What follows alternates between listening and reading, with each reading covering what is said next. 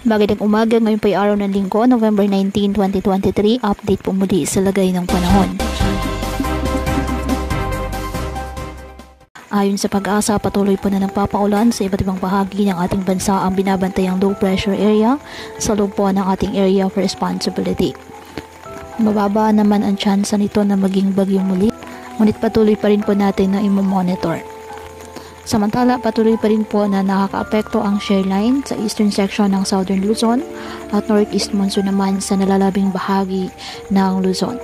Samantala, may gale warning pa rin nakataas ngayon sa Ilocos Norte, Ilocos Sur, La Union, Pangasinan, Batanes, Cagayan, kasama ng Babuyan Islands, Isabela, Aurora, the northern coast of Quezon, kasama na ang northern and eastern coast of Polillo Islands, Camarines Norte, Albay, Sorsogon, the northern and eastern coast of Catanduanes, the northern and eastern coast of Northern Samar, the eastern coast of Eastern Samar at Kalayaan Islands.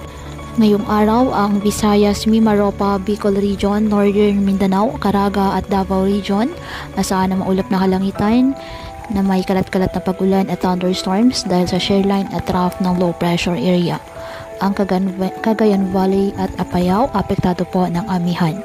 Ang Metro Manila at nalalabing bahagi ng Luzon, apektado rin po ng northeast monsoon, kaya asahan din po ang bahagyang maulap hanggang sa maulap na kalangitan with isolated light rains. Apektado naman po ng mga localized thunderstorms ang Mindanao. Kaya po patuloy po natin na pinag-iingat ang ating mga kababayan sa banta ng mga pagbaha at pagguho ng lupa, at ugaliin po na magdala palagi ng payong o kahit anong panangga sa ulan kapag lalabas ng ating mga tahanan. At yan po muna ang update sa lagay ng panahon ngayong araw.